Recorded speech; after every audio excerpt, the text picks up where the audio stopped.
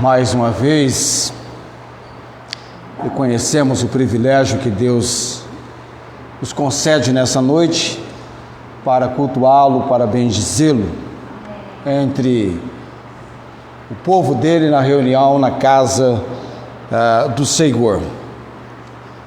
Visitei a Cláudia hoje, após o término da escola dominical, eu sempre na visita. Tem um texto para leitura, para deixar com ela uma porção da palavra do Senhor. E o texto para leitura foi o Salmo 30. O Salmo 30 é um salmo de Davi, onde ele apresenta a Deus um louvor por livramento. Louvor pelo livramento na vida de Davi. E no versículo 2 ele diz assim: Senhor meu Deus, clamei a ti, e tu me saraste. Amém. Podemos reconhecer que Deus é o nosso Senhor, não é verdade? Temos um Senhor, tal como Davi no Salmo 23, o Senhor é o meu pastor. Senhor é aquele a quem a minha vida se sujeita para servi-lo. Clamei a ti, e tu, diz o texto, me saraste. Até nós estávamos conversando hoje de manhã na escola dominical, como que a Bíblia usa, corretamente, nosso relacionamento com Deus é tu, e tu me saraste. Então a condição de cura para o salmista veio de Deus. E os meios que Deus usou é com ele, não é? Aquilo que estiver e for possível no terreno da medicina, Deus vai usar. Os médicos, a medicina. Para isso, temos os médicos. Uma das faculdades mais dispendiosa, não é? É a de medicina. E tantos têm chegado a essa condição. Tantas e tantas pessoas, tanto homens quanto mulheres recebem essa condição. Para ser médico tem que ter dom. Não é? A área da saúde é uma área muito importante, mas não é para todo mundo. Precisa ser alguém com o dom, a habilidade de Deus. O apóstolo Paulo tinha uma pessoa muito próxima a ele que era médico, que ministrava-lhe a parte da medicina para com Paulo, que era Lucas, que por sinal não apenas médico, mas também alguém que Deus usou dentre os escritores bíblicos, o grego, o único que não era judeu, era grego, para escrever o livro de Atos e também o Evangelho de Lucas. E Paulo chama ele de médico amado. Médico amado. Tem um livro lá em casa sobre ele, se alguém quiser ler, depois eu empresto para você. Médico de almas e médico de homens, coisa assim. Mas a Cláudia está alcançando um estágio de melhoras. Nós entendemos que Deus está com ela tanto quanto Ele está conosco, e na direção e obra dele tem esse tempo que ela está no hospital, mas tem recebido toda a assistência possível. Quando lá chegamos, a Carla estava lá. A Carla fez um trabalho de presidir, organizar, que envolve não apenas planejar, mas organizar, comunicar tempo, estratégia, não é?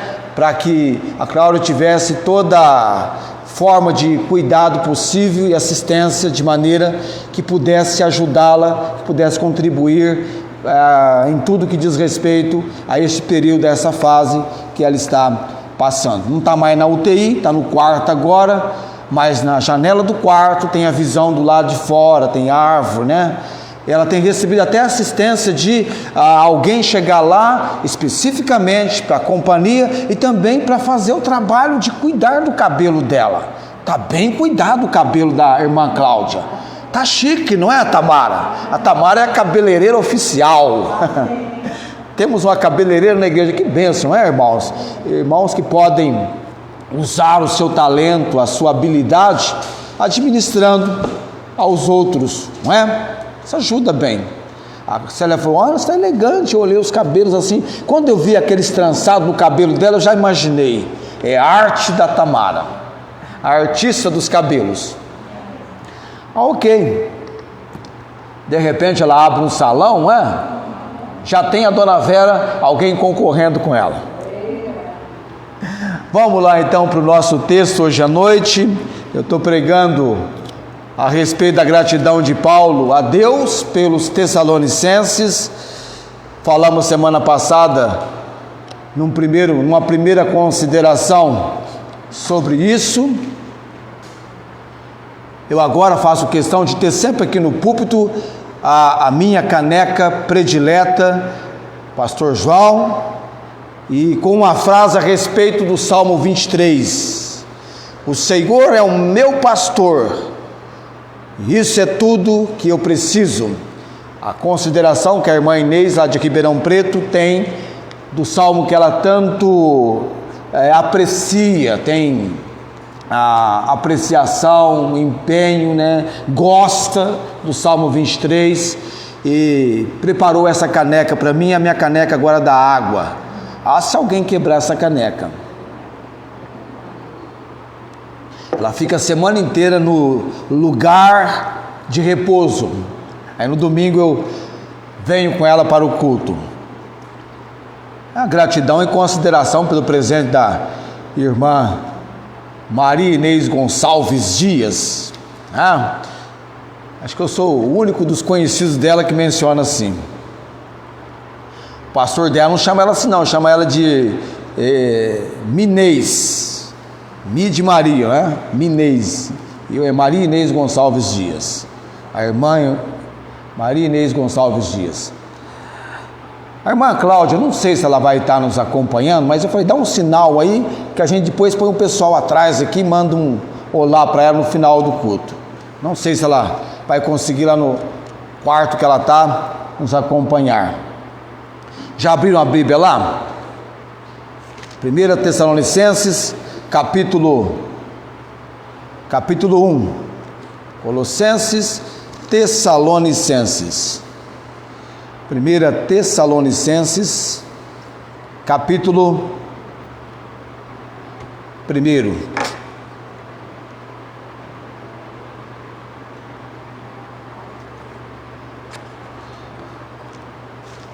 Os que podem colocar-se em pé. É um exercíciozinho rápido. O doutor Tiago falou que exercício é bom, viu? Ajuda também a equilibrar os anos de vida que você vai ter.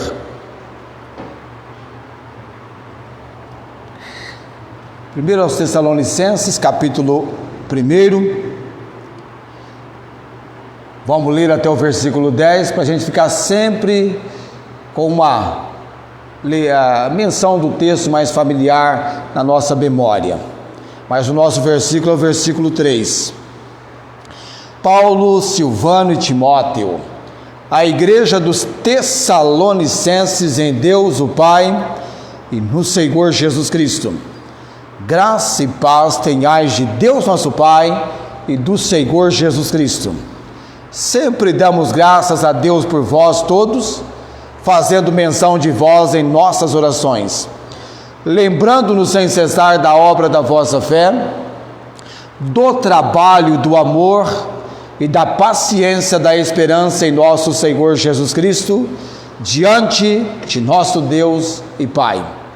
Sabendo, amados irmãos, que a vossa eleição é de Deus, porque o nosso evangelho não foi a vós somente em palavras, mas também em poder e no Espírito Santo e em muita certeza, como bem sabeis quais foram entre vós por amor de vós. E vós fostes feitos nossos imitadores e do Senhor, recebendo a palavra em muita tribulação, com gozo do Espírito Santo, de maneira que fostes exemplo para todos os fiéis na Macedônia e Acaia, porque por vós soou a palavra do Senhor não somente na Macedônia e Acaia, mas também em todos os lugares a vossa fé para com Deus se espalhou, de tal maneira que já dela não temos necessidade de falar coisa alguma. Porque eles mesmos anunciam de nós qual a entrada que tivemos para convosco, e como dos ídolos vos convertestes a Deus, para servir o Deus vivo e verdadeiro, e esperar dos céus a seu Filho, a quem ressuscitou dentre os mortos, a saber, Jesus, que nos livra da ira futura. Amém. Deus abençoe a leitura da sua palavra nos nossos corações. Vamos colocar o nosso pensamento agora no trono celestial do Deus bendito e dele buscarmos a direção para a palavra hoje à noite. Ó eterno Deus, estamos alegres, ó Pai, com aquela alegria que vem do Senhor, que mexe na nossa circunstância. Nós sabemos que não devemos olhar para as circunstâncias, mas olhar para o Senhor, olhar para Jesus, o autor e consumador da nossa fé. Ó Pai bendito, apresentamos a nossa gratidão ao Senhor por encontrar no hospital a irmã Cláudia, debaixo do cuidado, provisão, direção, o agir que vem do Senhor. Obrigado pela misericórdia do Senhor e graça sobre a vida dela, Deus. Que ela possa descansar no Senhor e na força do poder do Senhor, crendo que Tu és o Deus do impossível, o Deus que para o Senhor não há impedimento algum, e ela recebe o melhor cuidado do Senhor. Ó Deus, não sabemos por quanto tempo mais ela estará naquele leito de hospital, mas ela está aos cuidados do Senhor. Tal como temos a expressão, com Cristo no barco tudo vai muito bem, na ação, no agir do Senhor, tudo vai muito bem. Também, ó Deus, oramos pelos nossos amados aqui hoje à noite e também por aqueles que pela transmissão podem receber a pregação, o ensino da palavra do Senhor hoje à noite. Tanto com o nosso povo quanto com estes, tenhamos a direção do Senhor. Pai, fala conosco, usa-me, capacita-me, eu oro no nome de Jesus. Amém. Assentai-vos.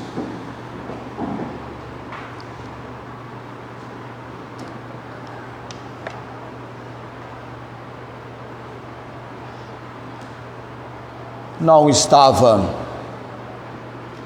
nos planos humanos do apóstolo Paulo,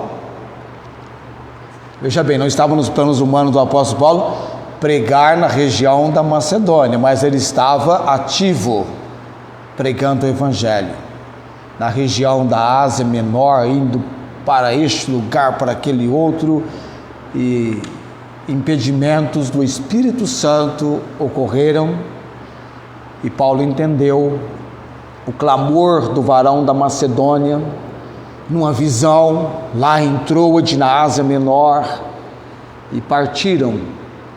E o próprio Lucas, que estava com ele e Timóteo, entendeu que Deus os estava chamando para pregar-lhes, na região da Macedônia, o Evangelho. Paulo foi, pregou em Filipos, passou por algumas cidades, foi para uma cidade maior, grande, porque Paulo tinha esta estratégia de Deus no coração, começar num centro enorme, grande, por isso que São Paulo é o que é, não é? Pegou o nome dele, tudo bem, é a minha impressão que eu tenho. E ele foi para Tessalônica, pregou, usou o tempo que Deus permitiu que lá ele estivesse, porque a permissão é de Deus, irmãos. Os impedimentos acontecem debaixo da concessão, do consentimento de Deus. Tudo bem, almas foram ganhas, uma igreja começou sendo estabelecida pela pregação de Paulo, mas muito mais pelo poder de Deus. E Paulo, tanto distante daqueles irmãos e continuando ativo na obra, ele quer entender como está aqueles irmãos que, quando lá pregou debaixo de perseguição, foi assim que ocorreu, e mesmo quando saiu, a perseguição não foi embora com ele tão somente, mas a igreja permaneceu, os novos convertidos, debaixo de tribulação e perseguição. Paulo, não podendo chegar até Tessalônica, porque ele mesmo a mencionar que Satanás o impediu, mas ele tinha Timóteo, que ele enviou para, estando lá, confirmasse como estavam aqueles novos convertidos, queria notícias desses novos convertidos, na verdade, da igreja recém-formada.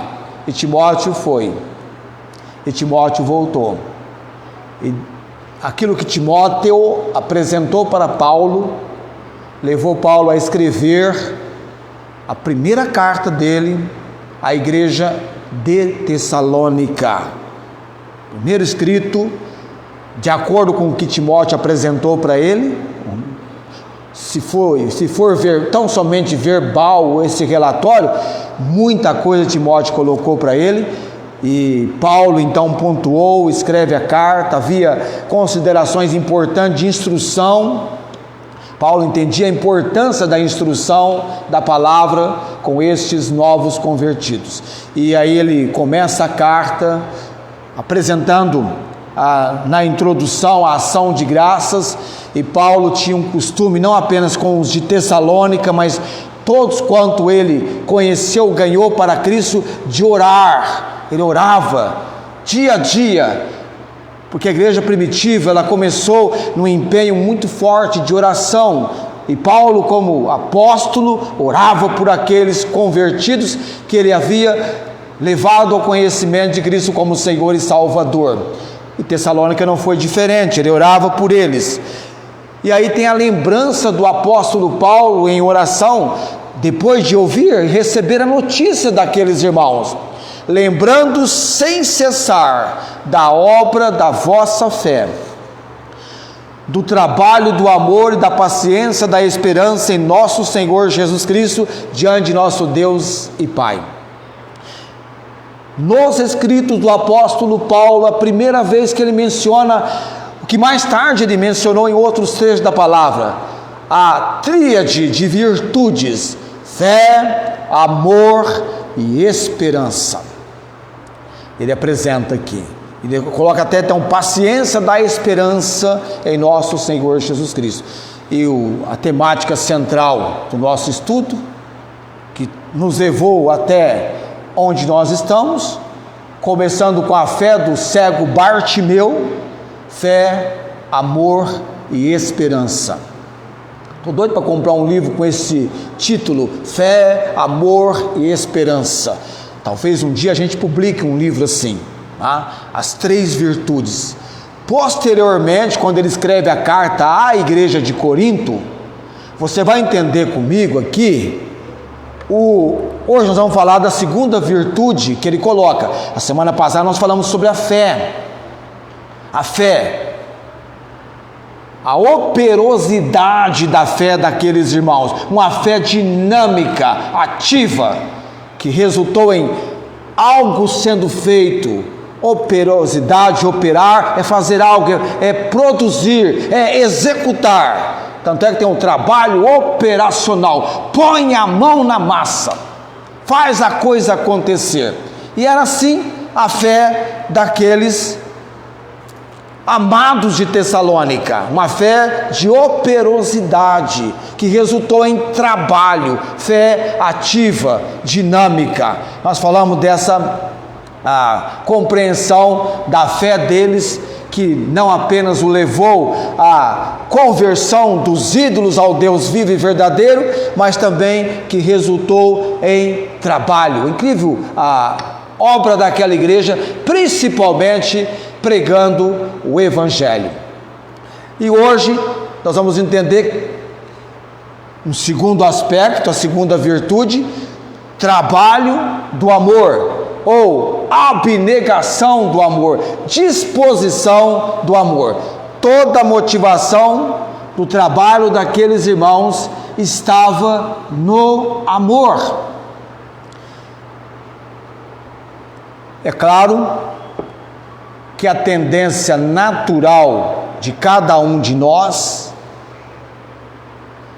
é de pensar somente em si, sem ter preocupação com o próximo. Eu disse que a tendência natural, normal, é de cada um de nós aqui, pensar somente em si, sem se preocupar, sem ter preocupação com o próximo. Essa é a característica natural.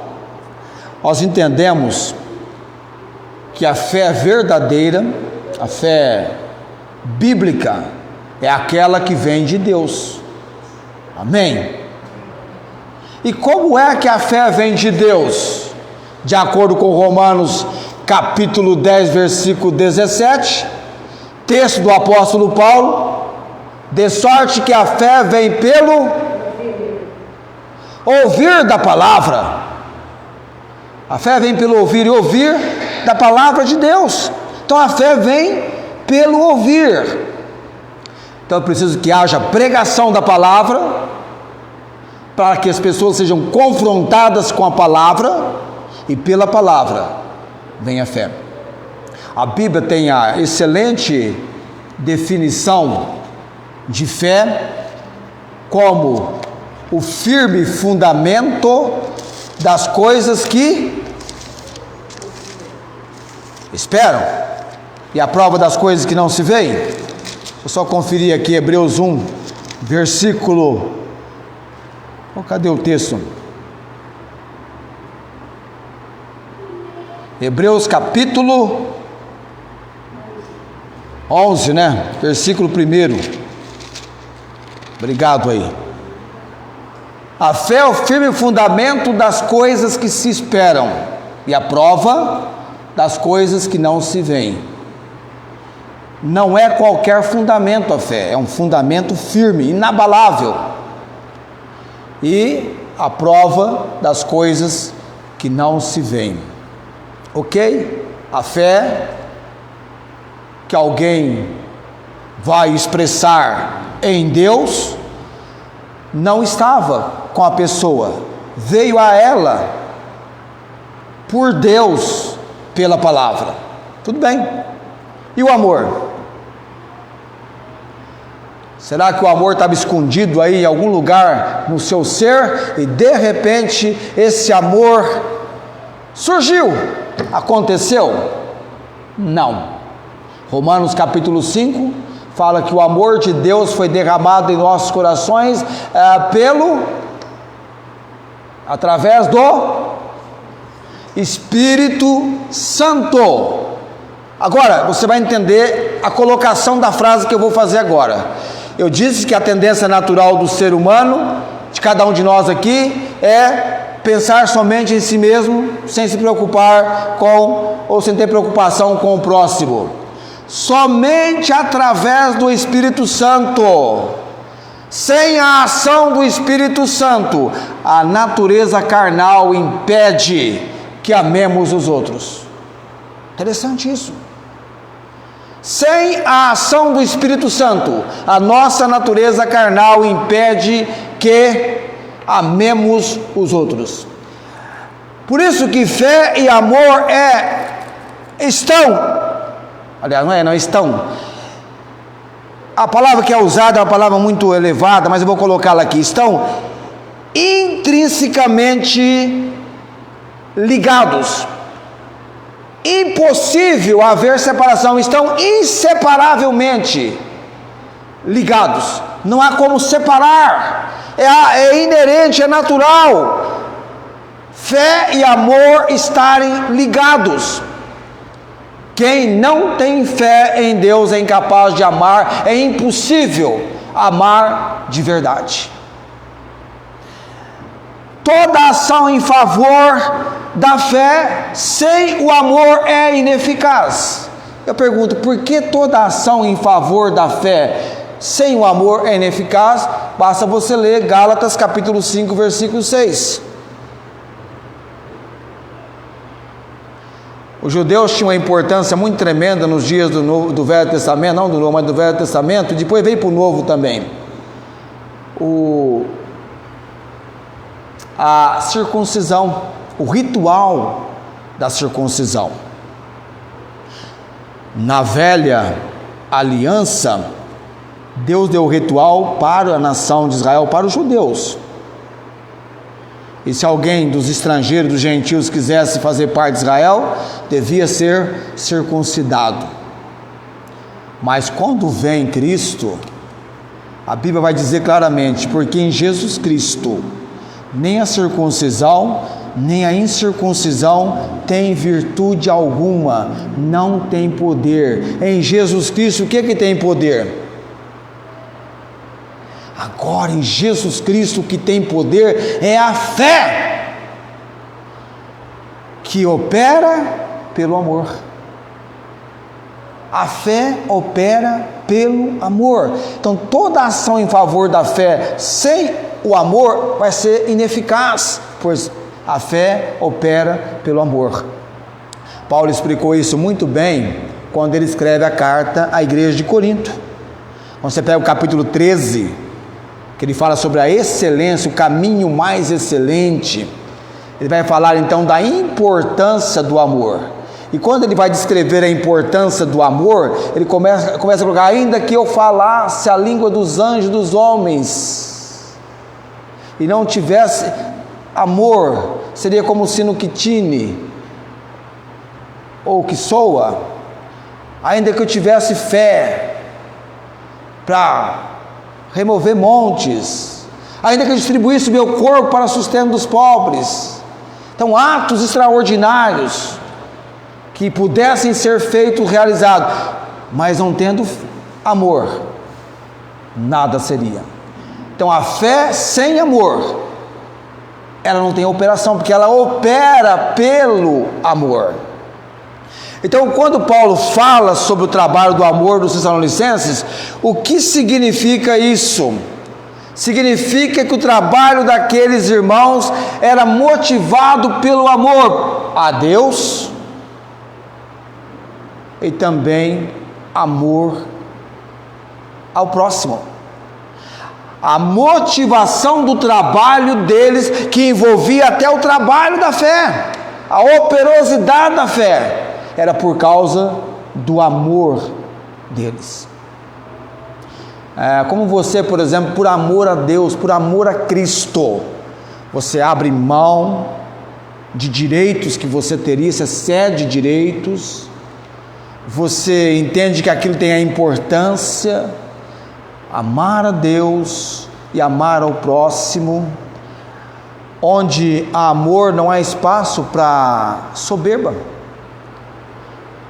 O que tinha na igreja de Corinto, você vai entender comigo aqui na carta aos Tessalonicenses, a diferença dessa igreja para a igreja de Corinto. A igreja de Corinto tinha, onde há amor não vai ter espaço para soberba, competição, disputa, rivalidade, egoísmo, exibicionismo, inveja, não vai ter espaço para isso. Essas atitudes mesquinhas são incompatíveis com o amor, e havia isso em Corinto. Na carta aos Tessalonicenses, no capítulo 3, é o capítulo 4, aliás, olha o que o apóstolo Paulo menciona com eles no capítulo 4, no versículo 9.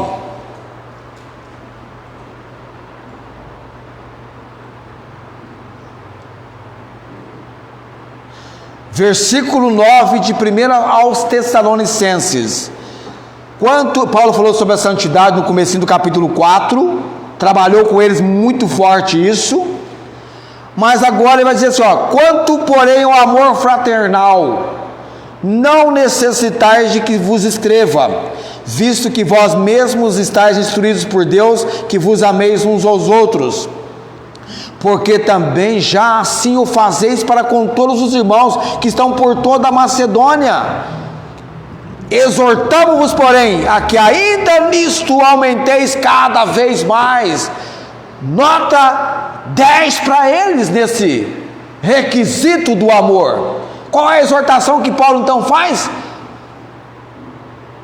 Porém, que ainda nisso abundeis cada vez mais. Vão, continuem, está ótimo. Tá bom, mas continue, invistam. Olha que interessante. Para a igreja de Corinto, não. Tanto é que ele vai trabalhar mais essa questão com a igreja de Corinto, quando ele escreve a carta que foi posterior à carta aos Tessalonicenses. Então havia com aqueles irmãos o trabalho do amor. E Paulo disse que o amor não busca os seus próprios interesses. A carta aos Coríntios, só vou dar uma lidinha lá, nós trabalhamos tanto sobre esse assunto que eu nem posso falar muito desse assunto, que você ouviu quase que o ano passado inteiro sobre os aspectos, aliás, a natureza do amor com todos os seus aspectos, porque ele vai dar importância do amor no capítulo 13, versos 1 a 3, depois ele vai falar sobre a natureza do amor, dos versos 4 a 7, e depois de 8 até o finalzinho, a permanência do amor. Mas abramos lá, só para a gente dar uma lidinha e matar a saudade. 1 aos Coríntios, capítulo 13.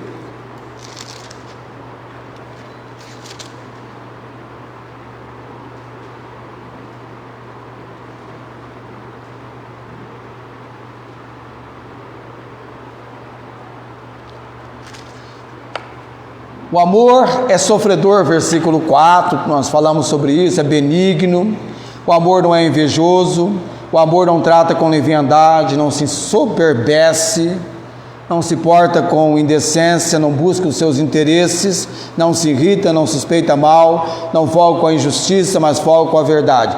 Tudo sofre, tudo crê, tudo espera, tudo suporta. E nós temos vários vídeos.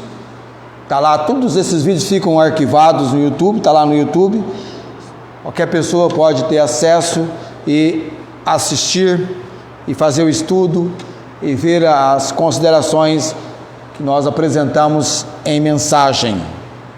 A virtude do amor, mas entendamos que necessitamos da ação do Espírito Santo agindo em nós, porque entregue a nossa carnalidade, em vez de amarmos, nós vamos odiar os irmãos, vamos entrar em competição, rivalidade, contenda, e toda situação contrária àquilo que traz a verdadeira edificação.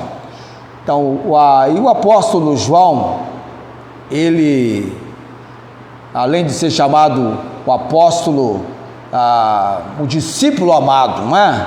João foi chamado discípulo amado, e ele escrevendo a primeira João, ele traz uma exortação muito importante para os seus leitores.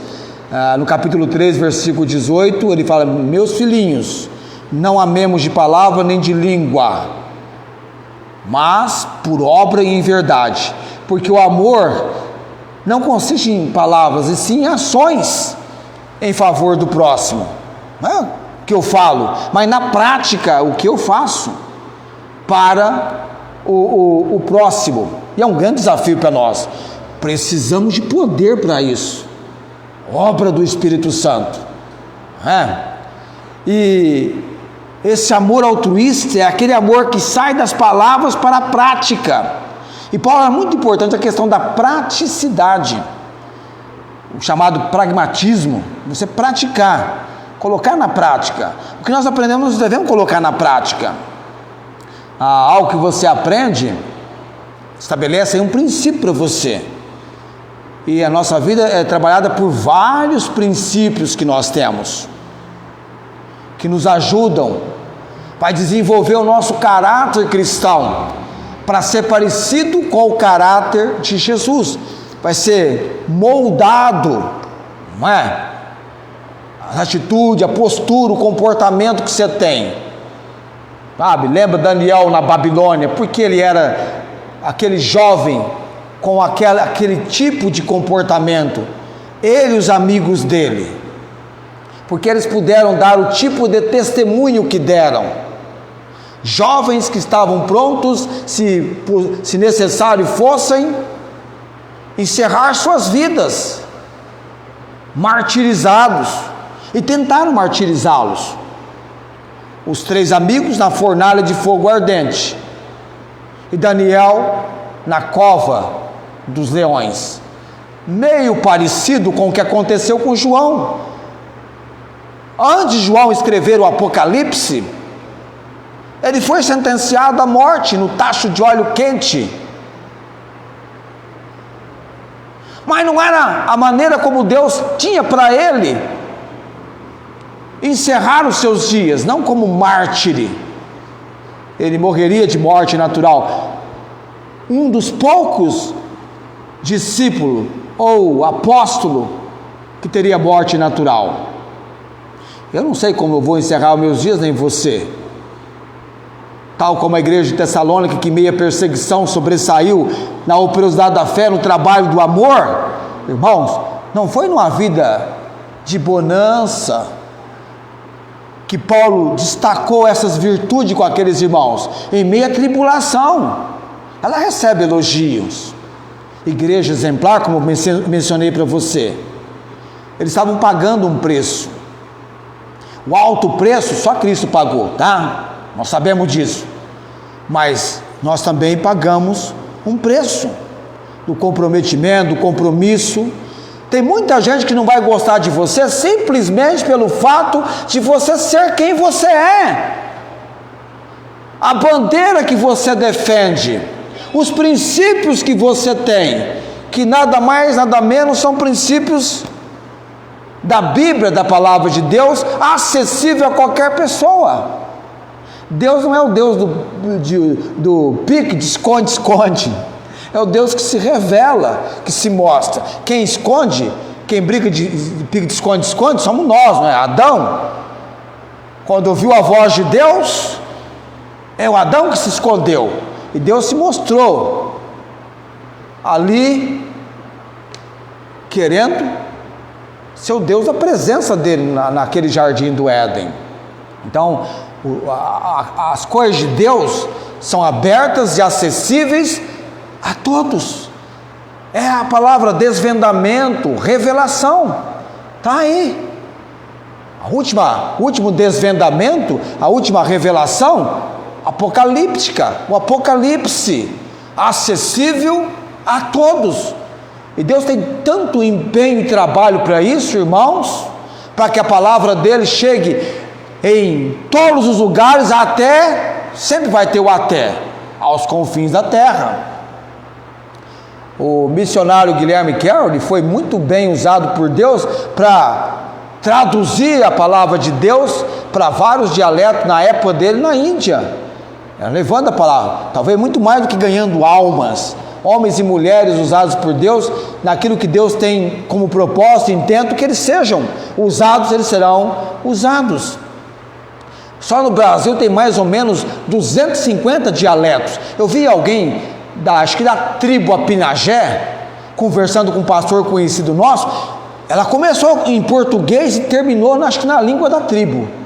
Eu achei estranho, olhei para o texto e falei, isso aqui está parecendo língua tribal, dialeto tribal. Tem vários, só no Brasil são 250. Não é assim? E Deus tem recurso para prover e os seus obreiros. Tanto é que quando Jesus falou que a seara e não o ceará, a seara é grande, Jesus disse, mas poucos são os ceifeiros. E não parou por aí o versículo? Rogai ao Senhor da seara. A seara é grande, poucos são os trabalhadores, mas ela tem um Senhor. Ela tem alguém responsável por ela, vai além da capacidade humana, chega no poder sobrenatural de Deus. Rogai ao Senhor da seara, que mande trabalhadores para a sua seara, a seara de Deus, amém? E Deus manda, tirou Paulo da região da Ásia Menor, o levou para a região da Macedônia, e uma obra impetuosa ali aconteceu, e Deus estabeleceu uma igreja, talvez pode dizer assim, naquele momento, menina dos olhos de Deus, a igreja de Tessalônica, conhecida entre tantos como a igreja exemplar, modelo, que em meio à tribulação foi usada pregando na região da Macedônia e Acaia, ecoou o testemunho, o trabalho desta igreja, e um testemunho inabalável, como dos ídolos, eles haviam se convertido ao Deus vivo e verdadeiro, foram ganhos verdadeiramente para Cristo, e tinham um verdadeiro amor, tinha um verdadeiro serviço abnegado à obra de proclamação do Evangelho. Não apenas imitaram os apóstolos, mas se tornaram também exemplos para todos os fiéis da região da Macedônia e da Acaia, como evidentemente está acontecendo com vocês. Onde eu e você nos ocupamos, trabalhamos, nos envolvemos, nós carregamos conosco não apenas o testemunho de cristão, mas o poder de Deus. Amém? O poder de Deus. As pessoas às vezes ficam observando, o que essa pessoa tem que ela consegue sobressair, ter força, vitalidade, disposição, ou às vezes em meia doença, num leito, o semblante é diferente, a atitude é diferente, o brilho nos olhos é diferente. Há uma manifestação do poder de Deus, e a Bíblia diz que o poder de Deus se aperfeiçoa nós somos fracos, temos porém este tesouro em vasos de barro, para que a excelência do poder que é de Deus em nós seja de Deus. É de Deus o poder, a capacidade vem dele. Eu acho que foi domingo passado, eu mandei mensagem, eu publiquei, mandei para muita gente, nem tinha noção para quem eu estava mandando a mensagem. Aí um colega de serviço: ei, obrigado, você mandou lá, bom, gostei. Eu falei: o que eu mandei? A mensagem, a pregação. Não, mas desse jeito aqui que eu estou falando, estava de longe, estava falando comigo de longe. Falei: tá bom, manda para os seus conhecidos. Coisa assim. O testemunho nosso, às vezes nós não entendemos onde estamos e o que estamos fazendo, mas nós estamos ali como instrumentos de Deus, instrumentos da palavra. Eu nunca entreguei tanto folheto na minha vida num só momento, quando foi o meu último dia de trabalho na escola Ateneu Municipal, que eu estava deixando aquele posto de trabalho, porque eu ia estudar, fazer o seminário, e havia um conflito de horário. Então eu deixei o trabalho, abri mão, fui para um outro tipo de trabalho, e aí bateu assim aquele ímpeto: dá um testemunho, entrega um folheto para esse pessoal. E nós tínhamos um folheto chamado Plano Simples de Deus para a Salvação. Eu liguei para o meu pastor e falei: pastor, eu estou aqui na escola, meu último dia, hoje será 19 e alguma coisa, à noite, eu queria entregar folheto. E o pastor pegou o carro, foi na igreja, pegou muitos folhetos. Irmãos, sei lá, era muito folheto, porque eram várias salas de aula. Então imagina aí que uns 200 folhetos. Nós precisamos até preparar folhetos para nós aqui. E eu fui pessoa por pessoa. Antes, porém, eu falei para a sala: eu era inspetor de aluno, estou deixando o trabalho, porque agora eu vou atender o chamado de Deus, eu vou para a escola me preparar, eu vou estudar para ser um pregador da palavra de Deus. E encerrada a fala, eu pedi licença, professor, fiz isso, entreguei o folheto. Em todas as turmas, primeiro ano, segundo ano e terceiro ano do Ateneu, naquele ano de 88, ali eu encerrei dessa maneira, distribuindo folhetos, a oportunidade que eu tive. Não sei se alguém, por causa daquele folheto, teve a compreensão da sua necessidade de Cristo e recebeu Jesus como Senhor e Salvador, não sei, mas a minha oportunidade de entregar pelo menos um folheto foi realizada. Quem é o maior exemplo de amor, biblicamente falando? Encontra-se esse maior exemplo em João 3,16. Cristo. Deus amou o mundo de tal maneira, Deus e Cristo. A Bíblia diz, Deus amou de tal maneira, de uma maneira impressionantemente. Esses dias eu ouvi uma palavra que fazia tanto tempo que eu não ouvia no vocabulário da língua portuguesa, que é equivalente à palavra impressionante, de forma impressionante, de forma absurda, incrível, não é? Deus amou o mundo, que Ele deu é dádiva, presente, não que merecíamos, não merecíamos, uma dádiva imerecida. Ele deu o seu unigênito Filho, para que todo aquele que nele crê, não pereça, mas tenha vida eterna. Você crê em Jesus? Você crê em Jesus como o único e todo suficiente Salvador? Aquele que o seu sangue purifica você de todo pecado? Você crê em Jesus que morreu na cruz do Calvário? Você entende por que Ele morreu? Pelo simples fato de que eu e você éramos e somos pecadores, e sem uma obra de salvação, eternamente perdidos, na eternidade, separados por toda a eternidade de Deus. Mas Deus provou o seu amor para conosco, em que Cristo morreu por nós, sendo nós ainda pecadores. Por isso que ainda hoje há pessoas vindo a Cristo.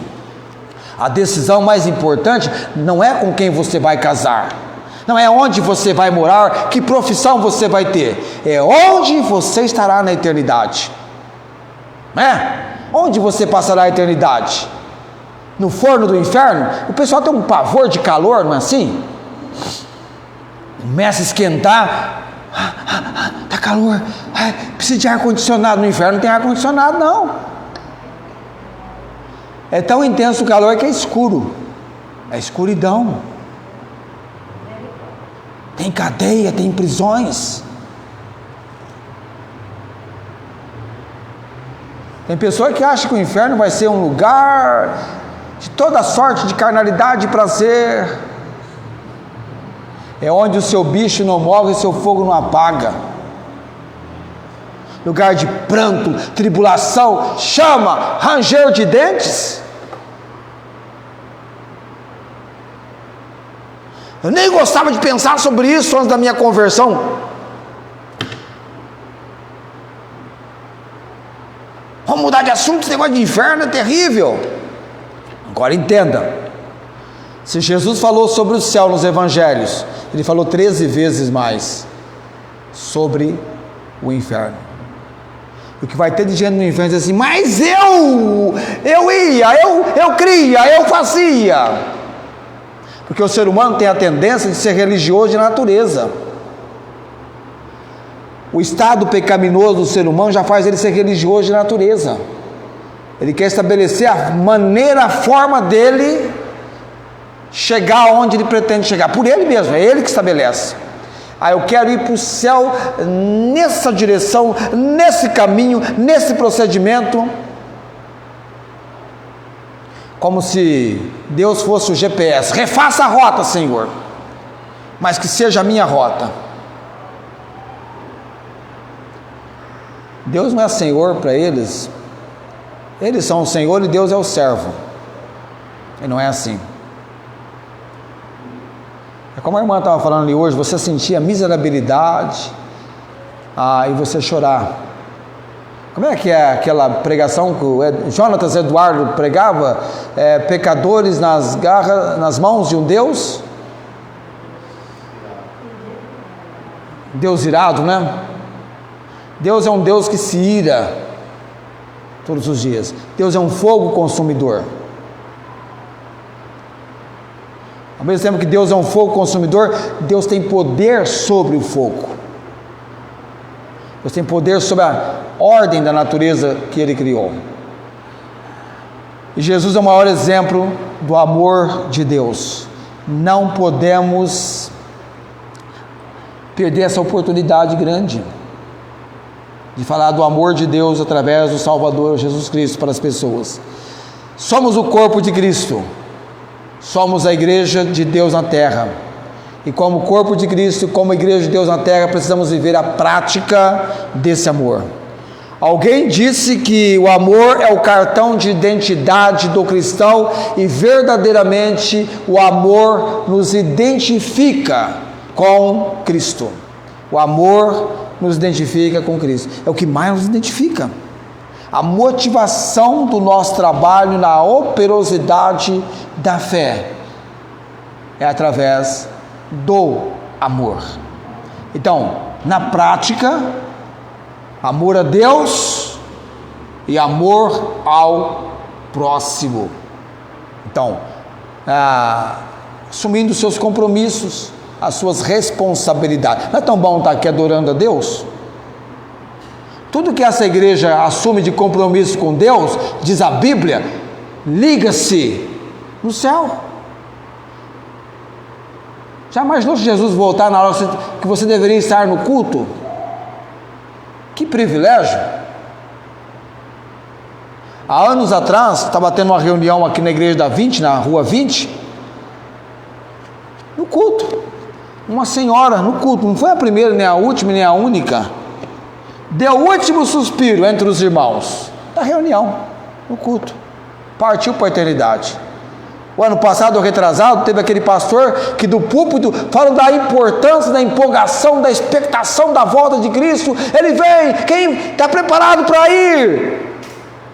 A hora que ele levantou a mão, quem está preparado para ir, ele foi, e o pessoal ficou, né, se levanta a mão ou não, completamente naquele momento, que vai naquele momento, mas o pastor foi, levantou a mão, quem está preparado para ir, e acha que estava sendo filmado, estava sendo transmitido o culto, e ele, que maneira interessante de partir para a eternidade, não é?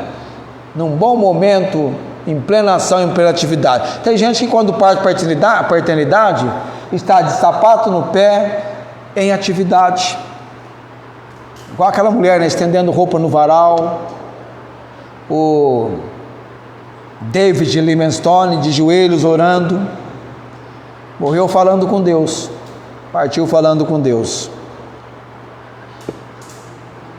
lembrando sem cessar do trabalho da fé, do trabalho do amor, da abnegação do amor, e na semana que vem da paciência, da esperança em nosso Senhor Jesus Cristo, diante de nosso Deus e Pai. Vamos colocar em pé nesse momento.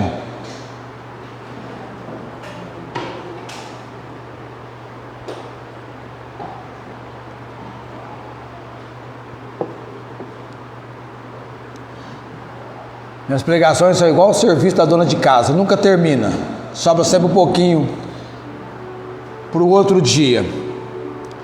Não pode fazer igual o indivíduo, né?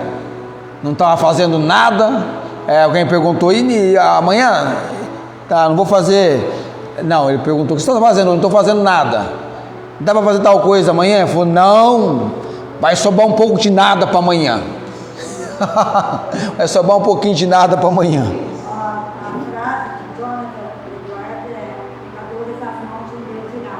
Pecadores, isso, obrigado, Tiana. Não é frase, não, é a pregação dele mesmo, Jonatas Edward. Pecadores nas mãos de um Deus irado. Vamos achar essa pregação dele mesmo. Pecadores nas mãos de um Deus irado. Hoje a oportunidade, o seu futuro está diante de uma decisão sua: receber Jesus ou rejeitar Jesus. Não deixe para amanhã.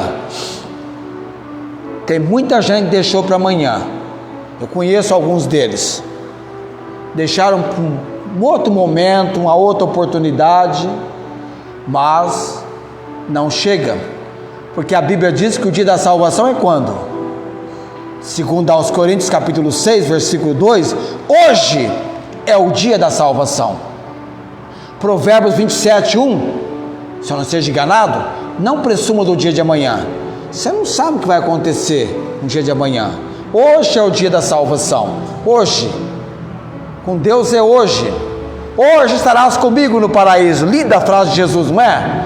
Mas a decisão daquele ladrão foi no agora. E por ser no agora, ele já garantiu o hoje de Jesus na vida dele. Hoje estarás comigo no paraíso.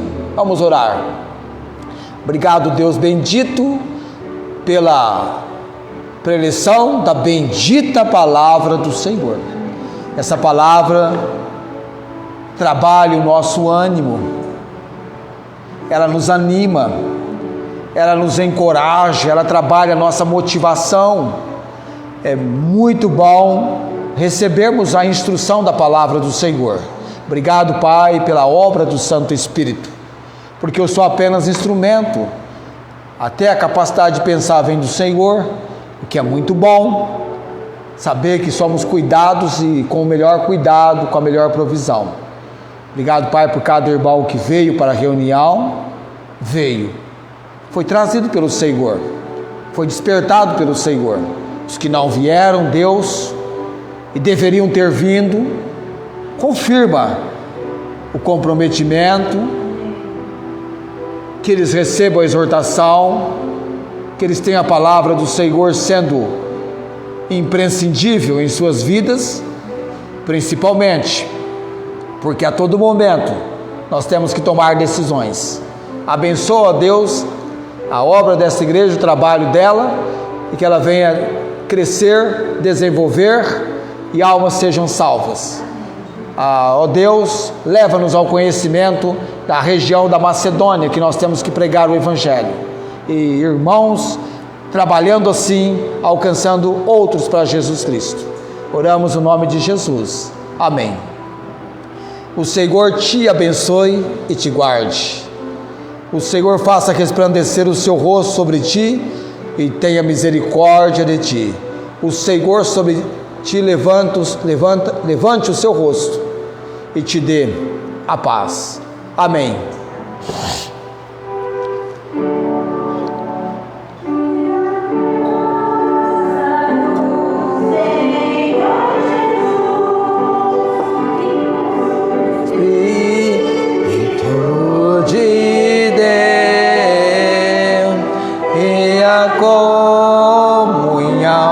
A comunhão de Deus, nosso Pai, já para sempre, para sempre, para sempre. Amém. Amém. Tenham todos uma ótima semana.